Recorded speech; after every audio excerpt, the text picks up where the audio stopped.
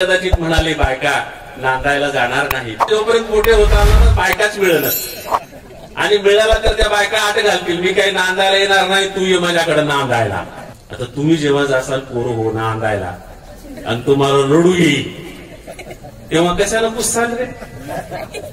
शर्टानं पुससाल का? कारण पदर नाही ना तुम्हाला. आईवर सगळे लोक कविता लिहित होते, बापावर फारसं कुणी कविता लिहित नसे. बापावर कविता पहिल्यांदा मराठी भाषेत मी लिहिलेली आहे. बापावर पहिल्यांदा कविता मी लिहिली, त्याला आता 35 वर्ष झाली.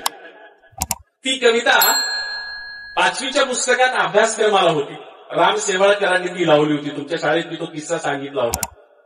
राम शेवाळकरांनी ती कविता लावली आणि मग ती कविता 5वीच्या पुस्तकात अभ्यासाला लागल्यावर त्या 5वीच्या पुस्तकाचं परीक्षण राग जाधव नावाचे विद्वान करणार होते.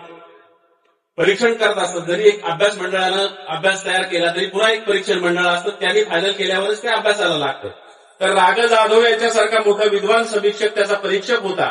त्यांनी ते पाहिल्याच्या नंतर त्यांनी विचारलं शेवाळकरांना की सर, आपण आतापर्यंत आईवरच्या कविता ठेवत होतो, माधव जुलियनांची कविता असेल, यशवंतांची कविता असेल, या सगळ्या कविता आपण अभ्यासक्रमाला ठेवायचो. पुढे नारायण चोख यांची असेल, नंतर फगू शिंद्यांची कविता होती, तर ती माझ्या नंतर होती बाप कवितेच्या नंतर.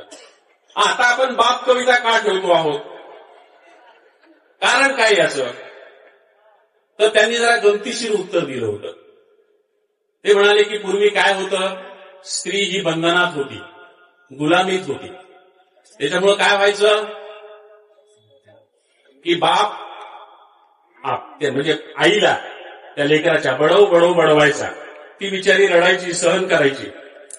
तो मुलगा ते पाहायचा आणि पुढं कमी झाल्यावर त्याला आईची दया यायची आणि बापाचा राग यायचा. त्याच्यामुळे सगळे कवी आईवर कविता लिहायचे, बापावर कोणी कविताच लिहित नसेल.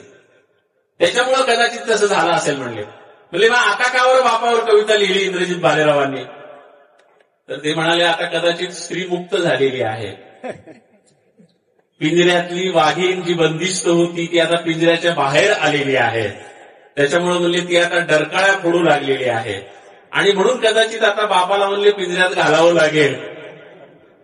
आता इथून पुढे कदाचित म्हणाले बायका नांदायला जाणार नाहीत, पुरुषांना नांदायला जावं लागेल.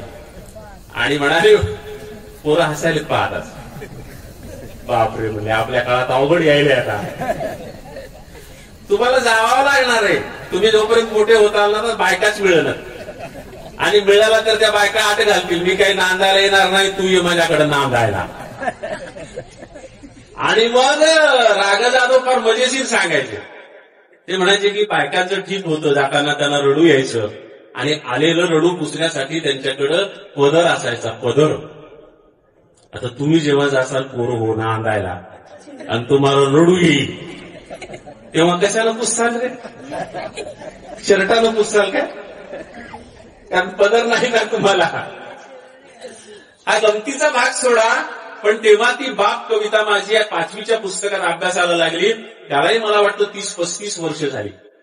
ती अभ्यासक्रमात होती कविता आणि खूप दिवस ती अभ्यासक्रमात होती. ती बापावरची पहिली कविता आणि नंतर मग हळूहळू अलीकडे बापावर सगळ्या कवींनी कविता लिहिल्या, पण बापावर लिहिलेली ती पहिली कविता होती. शेतकऱ्यांवर लिहिलेली ती कविता होती आणि मला वाटतं त्या कवितेपासून आपण ही सुरुवात करायला हरकत नाही.